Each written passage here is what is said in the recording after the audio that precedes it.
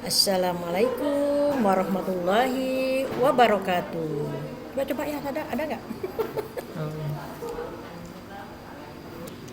Assalamualaikum warahmatullahi wabarakatuh. Apa kabar anak-anak kelas 9? Hari ini kita bertemu kembali dengan Bu Eka, Pak Ayas dalam pelajaran bahasa Indonesia. Materi kita hari ini masih tetap yaitu melanjutkan kaidah kebahasaan teks cerita inspiratif. Bagaimana kabar kalian semua? Masih tetap semangat kan? Ibu doakan kita semua selalu sehat, kita semua tetap semangat untuk beraktivitas, terutama anak-anak kelas 9 juga masih tetap semangat untuk belajar. Baiklah, sebelum kita memulai pembelajaran hari ini, Ibu beri kesempatan kita untuk berdoa terlebih dahulu. Berdoa dimulai. Selesai. Baik anak-anak, hari ini Ibu akan menerangkan yang ada di LKS halaman 123. Coba masing-masing bisa lihat di LKS-nya halaman 123. Yang mana di sana kalau anak-anak lihat ada tabel ya, bagian B itu ada tabel. Di sini Ibu ingin melihat kalian untuk dapat menjawab teks kaidah kebahasaan yang kemarin yang sudah kalian rangkum. Sekarang kita akan mengisi LKS itu, tapi akan Ibu jelaskan dulu sebelumnya ya. Sudah dibuka semua? Sudah ada bukunya? Ya, kalau sudah ada kita buka, kita mulai kembali. Coba lihat pada judul tupai dan semut. Sudah ketemu tupai dan semut? Ya, di sana ada 10 kriteria yang akan kalian jawab. Sudah ada ya? Ya, kalau sudah ada, sekarang coba buka yang pertama. Di sana ada mengenai pertanyaannya di kolom yang pertama, yaitu makna denotatif. Atau sering juga ada disebut dengan makna denotasi. Apa itu makna denotasi? Yaitu makna asli atau makna sebenarnya. Di sini kalian disuruh mencari di paragraf ini atau di cerita ini mana yang merupakan ada teks denotasi atau mana yang bermakna denotasi. Banyak kan anak-anak? Sebetulnya. Ya, sekarang Ibu ambil contoh saja di sana. Di ladang, coba lihat kembali di layar semua sama-sama. Contoh yang makna denotasi, di ladang tersebut ia menanam pohon sirsak, rambutan dan mangga. Ya, itu diketiknya kurang sedikit lagi anak ya, mangga ya. Di ladang tersebut ia menanam pohon sirsak, rambutan dan mangga. Menanam di sini berarti makna asli, benar-benar dia menanam. Berarti adalah makna asli. Sekarang kita ke nomor 2, misalnya ini makna konotasi. Makna konotasi itu adalah makna konotasi sendiri adalah, coba lihat kembali. Makna konotasi adalah makna bukan sebenarnya. Sekarang coba kembali lagi, kalau misalnya ke makna tadi. Nah, kalau denotasi asli, kalau makna konotasi tidak asli. Kalau menanam, Ibu ambil contoh misalnya yang lain ya. Kita harus selalu menanam kebaikan terhadap orang lain. Menanam kebaikan. Apakah menanam ini sama seperti menanam pohon sirsak? Beda kan? Iya, kalau berarti di sana menanam yang bukan sebenarnya itu adalah makna konotasi. Jelas belum membedakan? Jelas belum? Ya, sekarang kita kembali lagi ke makna konotasi yang nomor 2 ya anak-anak ya. Ya, sekarang lihat tabel nomor 2, makna konotasi. Apa itu makna konotasi tadi? Coba lihat di dalam layar. Makna konotasi sama dengan makna bukan sebenarnya. atau makna ungkapan atau makna kiasan. Seperti tadi menanam kebaikan, berarti itu adalah bukan makna sebenarnya, tidak asli. Kalau di dalam teks paragraf ini, coba lihat ada berapa paragraf di sini anak-anak? Coba kita hitung sama-sama. 1, 2, 3, 4, 5, 6. Ada 6 paragraf. Di paragraf keberapa yang ada makna kiasan? Nah, kalian harus mencari nanti kalau ada seperti ini. Yang makna kiasan ataupun makna ungkapan ada pada kata yang di bawah sekali, paragraf 6. Di ujung sekali, coba lihat.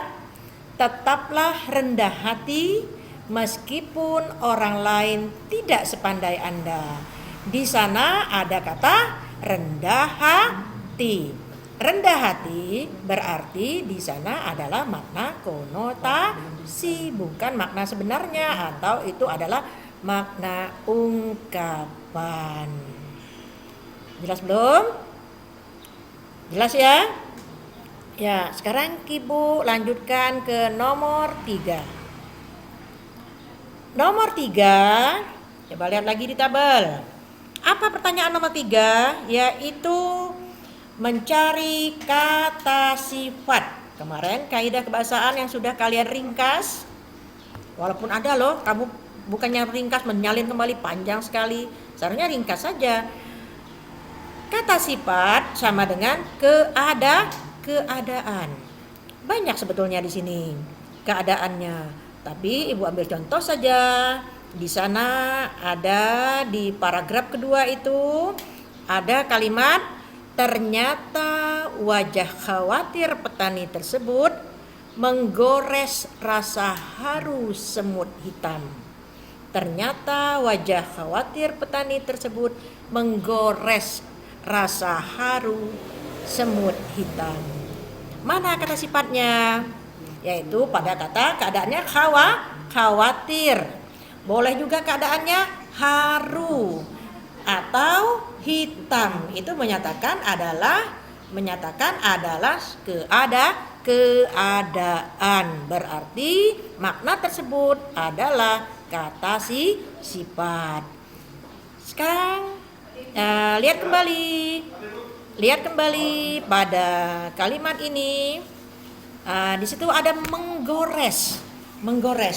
Menggores di sini kalau kita lihat, kalau misalnya kita pada dinding ataupun pada sesuatu benda kita gores, kelihatan kan? Kelihatan. Itu makna denotasi atau konotasi? Coba Al-Qamariyah dari 9D. Makna apa, Kom? Nah, mungkin Kokom bisa jawab ya. Itu kalau menggores di dinding berarti makna denotasi kalau kita kembali ke pertanyaan nomor 1. Tapi kalau di sini menggores rasa haru, apakah kelihatan goresannya? Tidak kelihatan kan? Iya, berarti itu adalah makna konotasi kalau jawabannya di nomor 2. Bisa saja mungkin kalian menjawabnya seperti itu untuk makna konotasi. Iya, sekarang ini kan di nomor 3. Di nomor 3 yaitu kata sifat. Sekarang kita jelas belum? Merasa jelas ya untuk kata sifat? Sekarang kita lanjutkan ke nomor 4. Buka kembali LKS-nya anak-anak, nomor 4. Ya, di sana menanyakan tentang apa? Menanyakan tentang kalimat aktif transitif. Kemarin sudah diringkas dalam buku catatan kalian dan Ibu juga sudah menjelaskan juga kan yang kemarin, masih ingat? Iya, kalau masih ingat, apa itu kalimat aktif transitif? Aktif transitif adalah kalimat yang berpola SPO. Atau boleh saja dia lengkap SPOK. Berarti kalau ada SPO itu adalah transitif.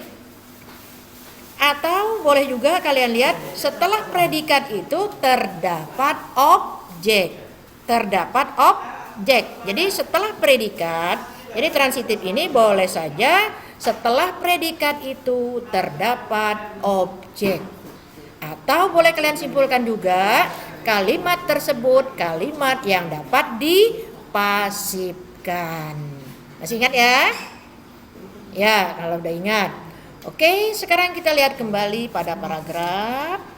Ya, coba dicari mana kalimat yang bisa dipasifkan. Sebetulnya di sini banyak sekali.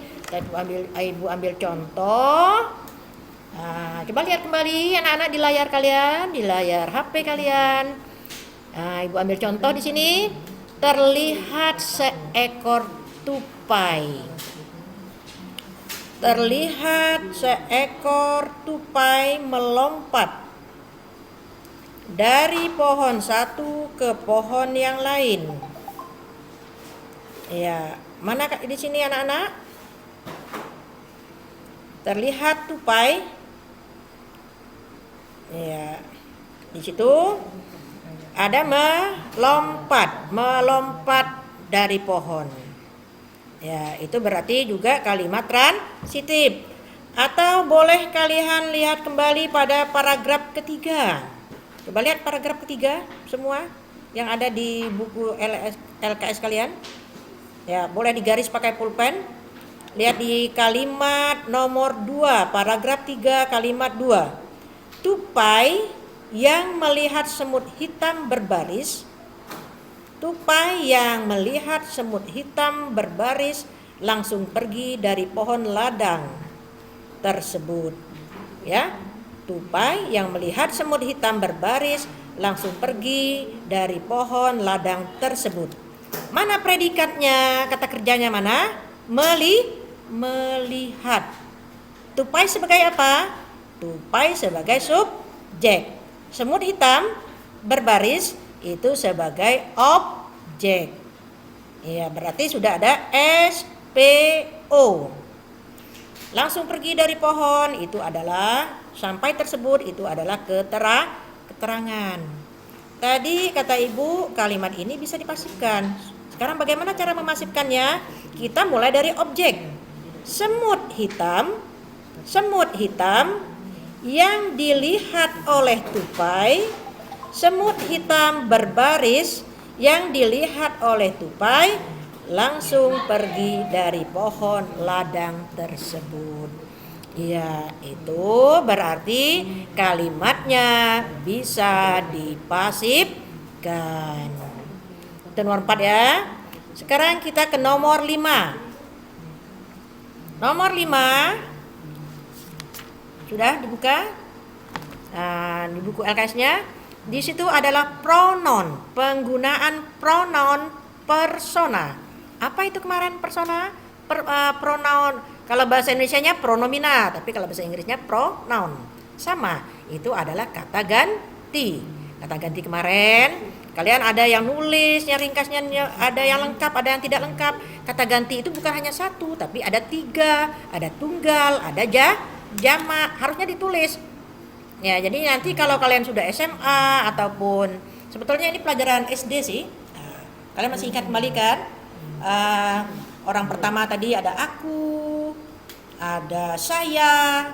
Kalau orang ke tunggal jamaknya adalah kita, kami. Berarti ada akunya di sana. Orang keduanya kamu, Anda seperti dicontoh di sini. Kemudian jamaknya apa? Kalian.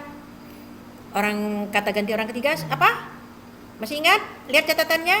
Itu dia atau nya.